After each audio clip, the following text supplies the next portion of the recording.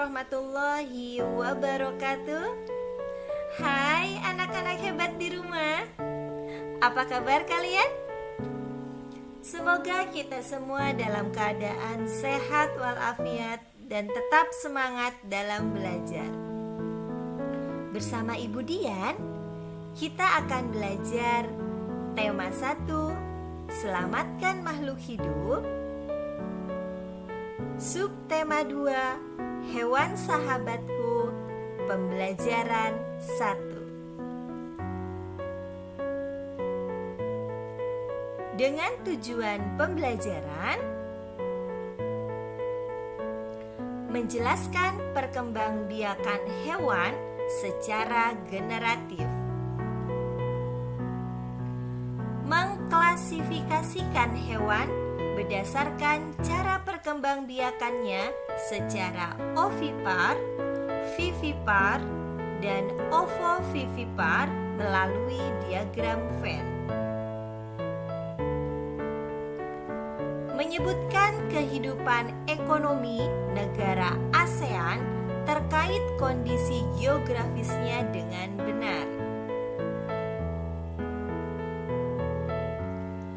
Apakah kamu penyayang hewan?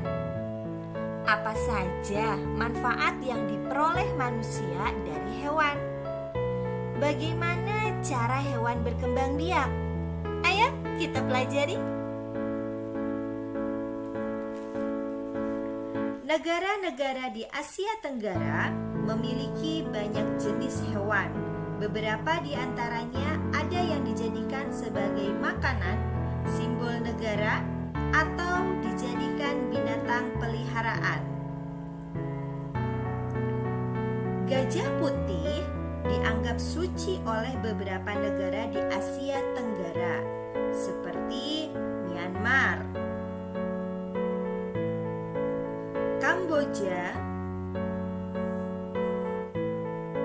dan Thailand. Menjaga gajah putih adalah usaha yang sangat mahal karena pemiliknya harus menyediakan makanan khusus untuk gajah. Indonesia dikaruniai luas wilayah lautan lebih besar dibandingkan luas daratan. Di dalam lautan Indonesia tersimpan potensi perikanan yang cukup besar, salah satunya ikan tuna. Ikan tuna adalah salah satu ikan yang paling banyak dicari negara lain, seperti Jepang, Amerika Serikat, dan Uni Eropa. Tahukah kalian burung yang hidup di negara tetangga kita? Burung takur dahan hidup di negara Malaysia. Hewan ini termasuk hewan yang dilindungi negara. Anak-anak hebat, tahukah kalian jika hewan-hewan ini memiliki cara yang berbeda-beda untuk berkembang biak? Dengan berkembang biak, hewan dapat melestarikan jenisnya agar tidak punah. Perkembangbiakan hewan secara generatif terdiri dari 3 jenis, yaitu 1. Ovipar. Ovipar merupakan perkembangbiakan hewan dengan cara bertelur. Jadi, embrionya akan tumbuh dan berkembang di dalam telur di luar tubuh induknya. Ciri hewan ovipar adalah tidak memiliki kelenjar susu. Saat sudah menetas, induknya tidak menyusui anaknya. Contohnya, kura-kura, ayam, ikan. 2. Vivipar merupakan perkembangbiakan hewan dengan cara melahirkan. Embrio tumbuh dan berkembang di dalam rahim induknya, kemudian dilahirkan. Calon bayi hewan itu mendapatkan nutrisi dari induknya susunya yang disalurkan melalui plasenta. Ciri hewan vivipar adalah mempunyai kelenjar susu dan daun telinga. Contohnya kucing, gajah, ikan paus. 3. Perkembangbiakan ovovivipar merupakan perkembangbiakan hewan dengan cara bertelur dan melahirkan. Embrio tumbuh di dalam telur yang dikandung induknya, kemudian dilahirkan. Contohnya ikan hiu, ular, kadal, kuda laut, salamander. Anak-anak hebat, perhatikan hewan berikut ini.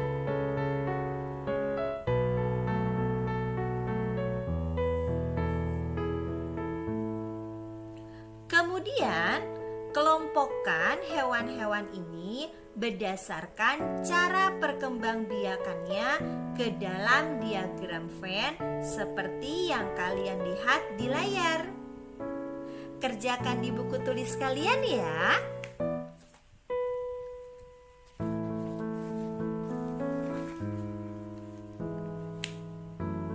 Hewan-hewan yang ada sangat membantu penduduk di kawasan Asia Tenggara dalam kegiatan ekonomi.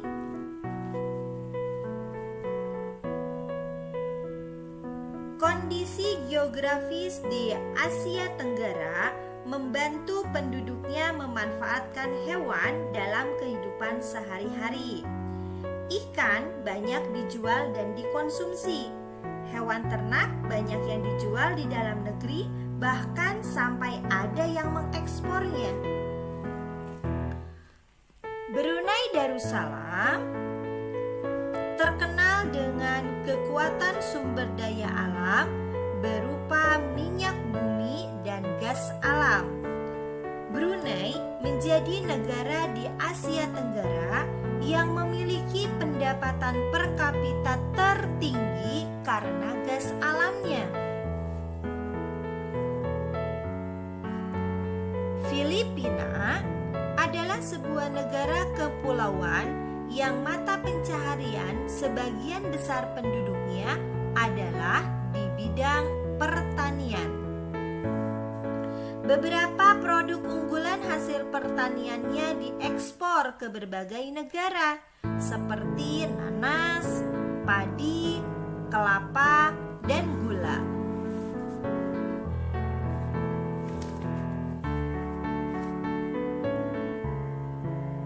Indonesia memiliki ragam sumber daya alam yang sangat kaya. Banyak hal yang dapat dikembangkan untuk memperkuat perkembangan ekonomi di Indonesia. Saat ini, Indonesia mengekspor minyak dan gas bumi, tekstil, dan produk-produk dari kayu. Keindahan alam Indonesia pun merupakan daya tarik yang menjadi sumber devisa negara dari sektor pariwisata.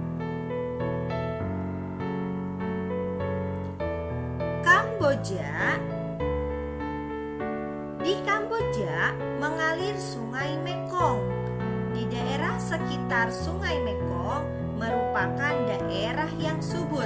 Mata pencaharian penduduk Kamboja adalah pertanian. Hasil pertanian Kamboja yang besar adalah padi dan karet. Laos bertetangga dengan Kamboja. Negara ini juga dilewati oleh aliran Sungai Mekong. Kegiatan pertanian banyak dilakukan di sepanjang aliran sungai ini. Sebagian besar hasil pertanian dinikmati oleh masyarakat Laos. Kegiatan ekonomi utama penduduk Malaysia adalah di bidang pertanian, pertambangan, dan perindustrian. Perdagangan internasional merupakan salah satu kegiatan ekonomi Malaysia yang mengalami pertumbuhan tercepat. Peralatan elektronik, minyak, dan gas bumi diekspor ke negara lain. Produk dari kayu, minyak sawit, karet, tekstil, sepatu, dan bahan-bahan kimia diperdagangkan di dunia internasional. Mata pencaharian utama penduduk Myanmar adalah pertanian, perkebunan, dan pertambangan. Padi merupakan hasil utama dari pertanian di Myanmar. Myanmar juga merupakan salah satu negara penghasil padi terbesar di Asia Tenggara.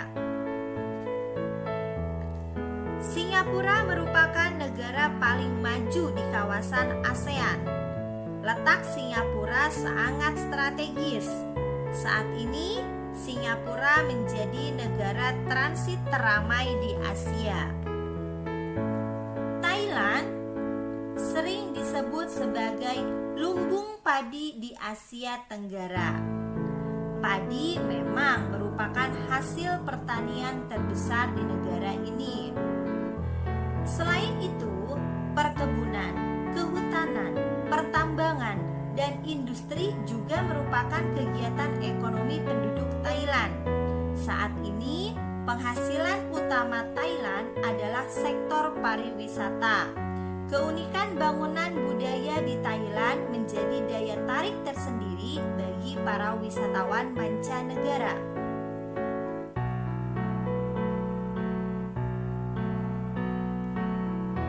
Setelah pulih dari Perang Vietnam, negara ini mulai berkembang di berbagai sektor perekonomiannya.